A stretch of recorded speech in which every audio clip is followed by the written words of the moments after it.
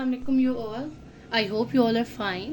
So today our topic is for class 9th exercise 1.1. As well you know that कि हमारे मेरे channel पे सारी सीरीज मौजूद हैं. 1.1 के पिछले सारे क्वेश्चन स्टेप बाय स्टेप आपको समझाए गए हैं. आज हमारा लास्ट क्वेश्चन है of exercise 1.1 which is question number 6. और इस क्वेश्चन में कहा गया है insert two rational numbers between.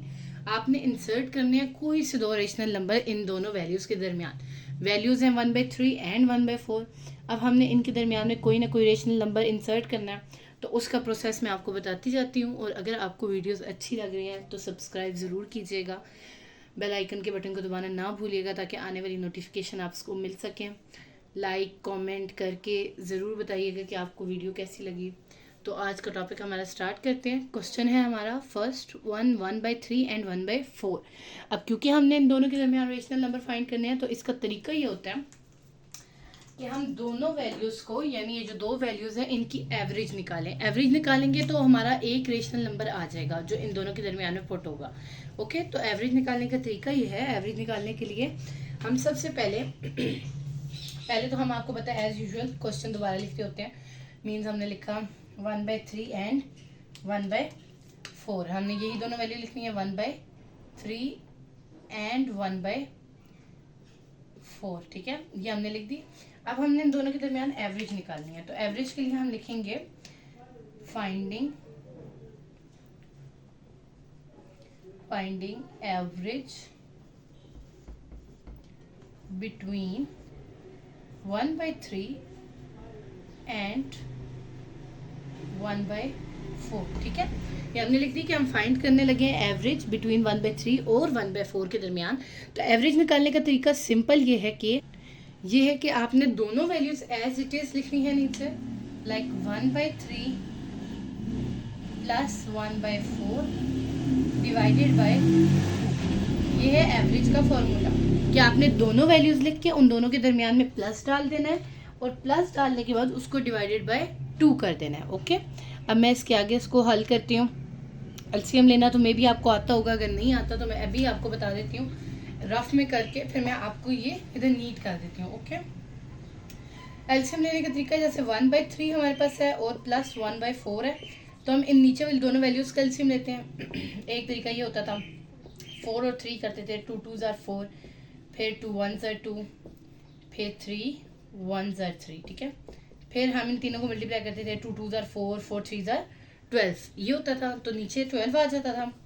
और जब कोई सिंपल छोटी सी वैल्यू होती है ना, ज़्यादा बड़ी नहीं होती, तो हम उनको मल्टीप्लाई करके ही एलसीएम निकाल देते हैं. जैसे 4 3s are भी 12 ही होता है, तो एलसीएम एज यूजुअल हमारा 12 ही बनेगा. ठीक है, अब 12 ही एलसीएम बनेगा. अब इसको हल करने का तरीका क्या है, पहले हम चेक करते हैं जो नीचे वाली वैल्यू है ये इस पर कितनी बार आ रही है, यानी कितने टाइम्स ये टेबल जाएगा. जैसे 3 4s are 12, फिर जो 12 आता है ना 3 4s are 12, यानी हमारा आंसर 4 आया. फिर हम इस 4 को ऊपर वाले 1 से साथ मल्टीप्लाई कर देते हैं. ठीक है, इसको चेक करते हैं, इसको इस पर डिवाइड करते हैं. ठीक है, जो आंसर आता है उसको ऊपर वाले के साथ मल्टीप्लाई कर देते हैं. जैसे 3 4s are 12, फिर आंसर आया 4 और 4 को ऊपर वाले के साथ मल्टीप्लाई कर दिया तो इधर क्या आएगा 4. फिर प्लस, अब इसको इस पर डिवाइड करेंगे. 4 कितने ज़ा 12 होता है 3 ज़ा, तो 3 को ऊपर वाले 1 के साथ हम मल्टीप्लाई कर देंगे. 3 1s are 3, फिर 4 + 3 7/12. ये आपका निकालने का तरीका है किसी भी एलसीएम को. ओके, अब यही एलसीएम मैंने नीटली यहाँ पे लिख दिया. अब इसको कन्वर्ट करने का तरीका क्या है कि आपने जैसे 7/12 है तो आप 7/12 ऐसे ही लिखें. ठीक है, अब जैसे हमारे पास 1 डिवाइडेड बाय 2 है तो 2 को सेपरेट कर दिया हमने 1/2 की फॉर्म में.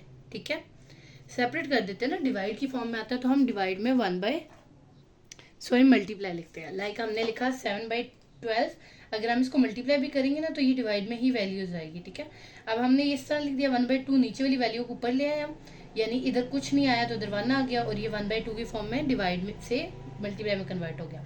अब देखिए 7 2 पे नहीं जाता, 2 7 पे नहीं जाता, 12 1 पे नहीं जाएगा, यही सिस्टम है. तो हम इसको डायरेक्ट मल्टीप्लाई करते हैं. 7 1s are 7 and 12 2s are 24, यानी हमारी एक रेशनल नंबर निकल आया. अब हमने फाइंड करना है the other second rational number. अब उसको फाइंड करने का तरीका क्या है कि आपने एवरेज निकालनी है, 2 दफ़ा एवरेज निकालनी है इन पार्ट्स में. ठीक है, अब हमने लिखना है फाइंडिंग एवरेज. ठीक है, अब एवरेज किसकी निकालनी है ये आपने ध्यान से सुनना है। आपने एवरेज निकालनी है एक तो 7/24 की, ठीक है, जो ये हमारा पहला रेशनल नंबर है 7/24 की, और सेकंड आपने एवरेज निकालनी है इस 1 ये जो आपके पास दिया हुआ है ना 1/4 सेकंड वैल्यू ऑफ दैट कोई पार्ट, आपने इसकी एवरेज निकालनी है। आपने ये हिंट याद रखनी है कि एक आपने पहली रेशनल नंबर की निकालनी है और आपने दूसरी क्वेश्चन की वैल्यू की निकालनी है। तो हम 1/4 और 7/24 की एवरेज निकालते हैं। ओके, एवरेज निकालने का सेम वे है। अच्छा जी, निकालने का वे सेम है, वही वैसे ही लिखेंगे हम, यानी कि हमने लिखना है 1/4 प्लस 7/24 डिवाइडेड बाय 2, ठीक है। वही एवरेज निकालने का तरीका हमने लिखा, यानी डिवाइडेड 2 और दोनों के दरमियान में क्या आ गया प्लस। अब हम इन दोनों का निकालते हैं एलसीएम। इन दोनों का एलसीएम आएगा हमारे पास मे बी 24 ही आएगा। तो आप इसको एलसीएम लेके भी देख लें, 24 ही आता है। एलसीएम करके भी देख लेते हैं हम, जैसे कि 4 and 24 है, तो 2 2s are 4, 2 1s are 2, 2 2s are 4, फिर 2 1s are 2 6 are, फिर 2 3s are, फिर 3 1s are। तो अब होल को मल्टीप्लाई कर लें, 2 2s are 4, 4 2s are 8, 8 3s are 24, यानी एलसीएम क्या आता है 24। इस सब को मल्टीप्लाई करना होता है, इन सारों को मल्टीप्लाई किया तो 24 आया। तो हमारे पास नीचे जो आएगा वो 24 वैल्यू होगी और डिवाइड में 2 ऐसे ही रहेगा। अब हमने इसको कन्वर्ट करना है, जैसे मैंने आपको पहले बताया, इसको इस पे डिवाइड करेंगे। तो डिवाइड करें, 4 कितने ज़ा 24 होता है, 4 6 ज़ा 24, 6 3 18, 6 4 ज़ा 24, तो 4 6 ज़ा 24 और 24 जो 6 आंसर आया उसके ऊपर वाले से मल्टीप्लाई कर दें तो 6 1 ज़ा 6 आ जाएगा, ठीक है। 6 प्लस अब 24 कितने ज़ा 24 होता है 1 ज़ा, तो 1 ऊपर वाले 7 से मल्टीप्लाई हुआ तो 7 1 ज़ा 7 ही आता है। अब हम इनको ऐड करते हैं, 7 और 6 कितने होते हैं 7 and 6 होते हैं 13। तो हमने लिखा 13/24 डिवाइडेड बाय 2। अब इसको सेपरेट करने का भी वही तरीका है, 13/24 आ जाएगा और इंटू 1/2 आ जाएगा। अब 13 2 पे नहीं जाता, ना ही 24 एक 7 वाली वैल्यू से कट हो सकता है, तो हम इसको ऐसे ही लिखेंगे 13/24 को 2 से मल्टीप्लाई कर देंगे तो आ जाएगा 48, ठीक है। This is our answer. तो हमारी दो रेशनल वैल्यूज हो गई, एक हो गई 7/24 और दूसरी हो गई 13/48। ये क्वेश्चन आप पूरा होल देख लें, 2 रेशनल नंबर हमने सॉल्व किए और दोनों वैल्यूज हमारे पास रेशनल की आ गई हैं। अब हमने सेकंड क्वेश्चन पे, सेकंड पार्ट पे आते हैं।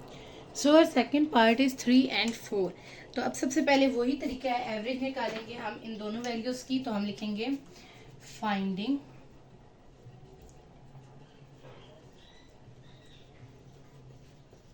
Average of 3 and 4। ओके, हम दोनों की एवरेज निकाल लेते हैं। एवरेज निकालने का तरीका वही था, दोनों को प्लस किया और डिवाइड बाय 2 कर दिया, ठीक है।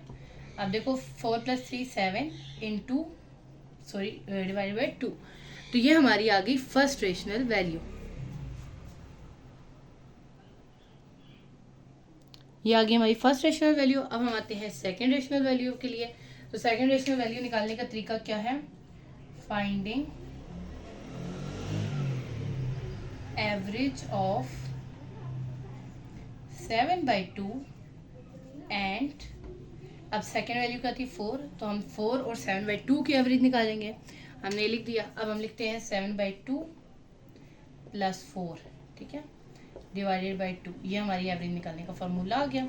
अब एवरेज निकालते हैं जी। एवरेज निकालने का तरीका क्या है, एलसीएम लेंगे। अगर इधर 2 है और इसके नीचे कुछ नहीं है तो 1 होगा, 2 1s are 2, तो इधर डिवाइड में 2 ही आएगा। अब देखो 2 1s are 2 और 1 7s are 7। फिर यहाँ पे इसको 1 को डिवाइड करो 2 पे तो 1 2s are 2 होता है और 2 4s are 2 के ऊपर वाले 4 से मल्टीप्लाई कर दो तो 2 4s are 8। 8 और 7 कितने होते हैं 15। 15/2 डिवाइडेड बाय या मल्टीप्लाई बाय 1/2 कर देते हैं, ठीक है। अब देखो जी, सिंपल वैल्यू है, 2 15 पे नहीं जाता, तो हम क्या करेंगे, इन दोनों को मल्टीप्लाई करेंगे। Like 15 1s are 15 and 2 2s are 4, तो यहाँ पे आएगा 15/4 and this is our answer.